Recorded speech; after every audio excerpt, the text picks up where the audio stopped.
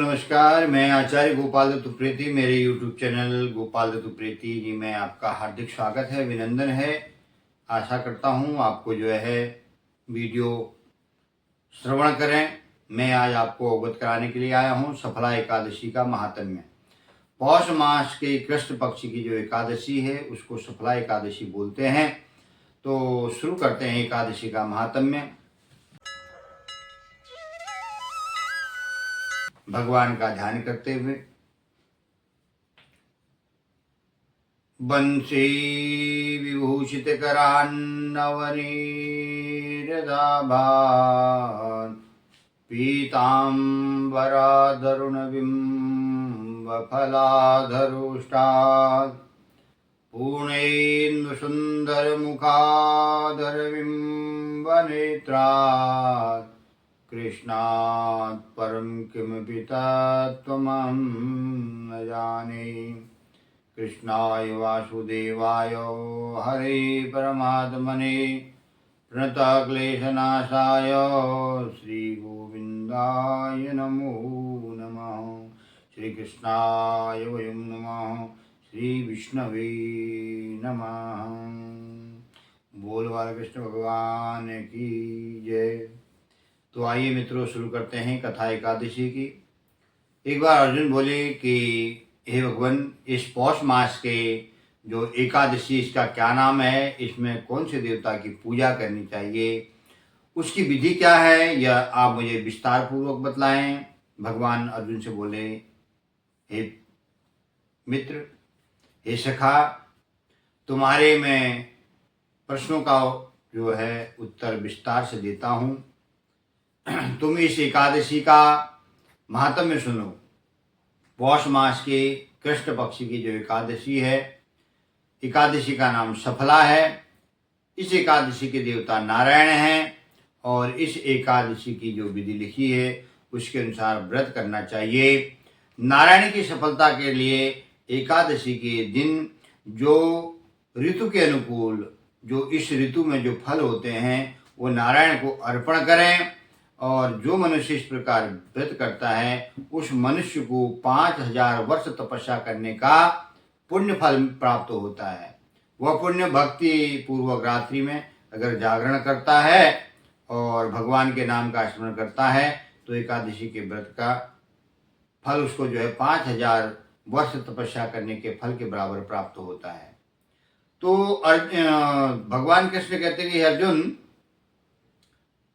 अब तुम सफला एकादशी की कथा ध्यान पूर्वक सुनो। एकादशी की जो कथा है उसको इस प्रकार है। चंपावती नगरी में एक महिष्मान का एक राजा राज्य करता था। उसके 4 पुत्र थे और उनमें सबसे बड़ा जो पुत्र था उसका नाम लुम्पक था। वह महापापी पुत्र था।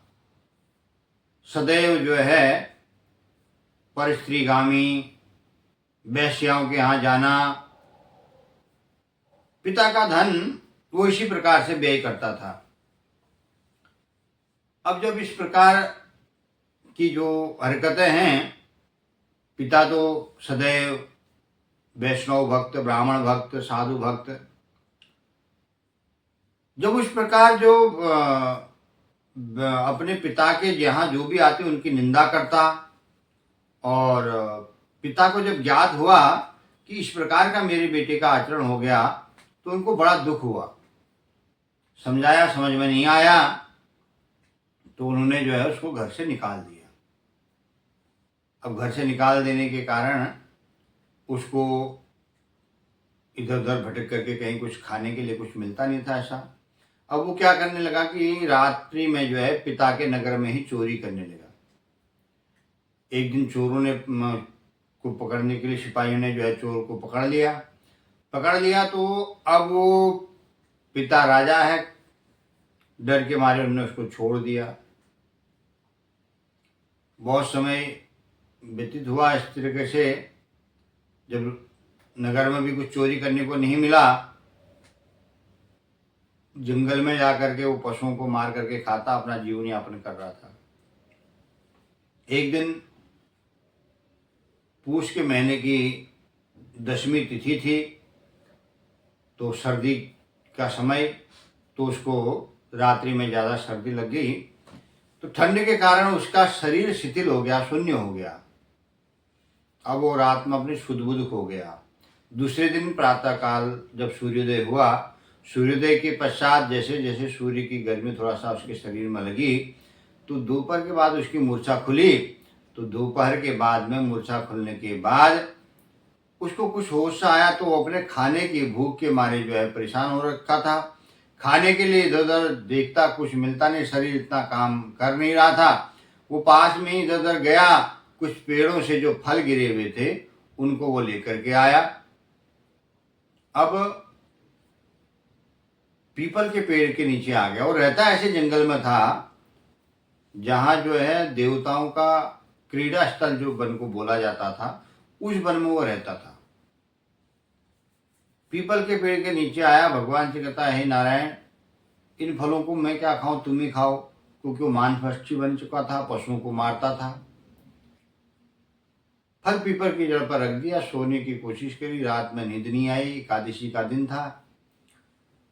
अब उसका वो ठंड के कारण, भूख प्यास के कारण उसको जो है नींद नहीं आई, इसी कारण उसका रात्रि जागरण हो गया। अब जब रात्रि जागरण हो गया तो इससे भगवान प्रसन्न हो गए। देखो, भगवान के आप कहते हैं ना कि हरे हरेति पापानि दुष्ट चित्ते समरपि, आप किसी भी प्रकार से भगवान का नाम ले रहे हैं, हरि का गुणगान कर रहे हैं, उनका काम है तुम्हारे पापों को नष्ट करना। कोई दुष्ट चित्त से ले, कोई चाहे अच्छे चित्त से ले। वस्तु शक्ति ज्ञान की आसक्ति नहीं रखता। अग्नि में का काम है कि आपका हाथ जलाना या आपको अग्नि की ताप देना, तो वो आप चाहे उसको सेकना चाहो, चाहे हाथ जलाना चाहो। तो उसी प्रकार उसने रात्रि में जागरण किया, जागरण हो गया, उससे किया नहीं, तो उससे भी भगवान प्रसन्न हो गए। प्रसन्न हो गए तो उसको जो है वर दे करके उसके सामने आकाशवाणी हुई कि हे राजपुत्र, तुमने भगवान नारायण के निमित्त जो है रात्रि जागरण किया, इससे तुम्हारे समस्त पाप नष्ट हो गए। वो बड़ा प्रसन्न हुआ। और रात्रि जागरण से भगवान जब प्रसन्न हुए तो प्रातःकाल उसके सामने एक सुंदर रथ आया और उसमें अनेक प्रकार की वस्तुएं, भोगविलास की सामग्री, नए नए वस्त्र इत्यादि आकाशवाणी द्वारा बताया गया कि तुम्हारे रात्रि जागरण का प्रभाव है, अब तुम्हारा जो है जो भी पाप थे वो सब नष्ट हो चुके हैं। उसको सुनकर के बड़ी प्रसन्नता हुई और उसने जो है नए वस्त्र इत्यादि धारण किया और अपने पिता के नगर में गया। पिता को सारा वृतांत बताया। पिता प्रसन्न हुए और पुत्र को राजगद्दी दे करके वो वन को चले गए। फिर वो लुम्पक भगवान का भक्त हो गया और सदाचार से वो जो है भगवान का भजन पूजन करते हुए राज्य का शासन करने लगा। समय व्यतीत हुआ, उम्र व्यतीत होते हुए अंतकाल में जो है उसने अपने पुत्र को राज्य सौंपा और वो भी जो है वन में चला गया भक्ति करने के लिए। तो भगवान की कृपा से जो लुम्पक इतना पापी, अत्याचारी, दुराचारी था, भूल से भी उससे जो है कोई कारण ये भूखे प्यासे से एकादशी के दिन उपवास हो गया, तो इसके कारण उसकी मुक्ति हो गई, उसको सन्मार्ग मिल गया। कोई भक्ति भाव से अगर करे तो इसमें क्या आप सोचते हैं, क्या मुक्ति नहीं मिलेगी? मुक्ति चलो क्या भगवान की कृपा नहीं होगी?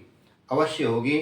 आप श्रद्धा विश्वास से करते हैं तो उसी श्रद्धा विश्वास से भगवान की कृपा भी होती है। तो आप जो नहीं भी करते हैं व्रत को, वो कथा श्रवण करें। कथा श्रवण करने से भी उसका फल प्राप्त होता है। और जो व्रत करते हैं तो बहुत अच्छी बात है। और एकादशी का व्रत 15 दिसंबर 2025 को पड़ेगा और जो उसका पारायण है वो 16 दिसंबर को प्रातःकाल 7:08 से 8:10 तक का रहेगा। तो आप जो है 16 तारीख को पारायण करें और 15 तारीख को एकादशी का व्रत करें। सबको एकादशी की बहुत बहुत शुभकामनाएं। मित्रों, कथा भी श्रवण करें। दक्षिणा स्वरूप में जो है चैनल को सब्सक्राइब करें, लाइक करें, शेयर करें। जय जय श्री राम।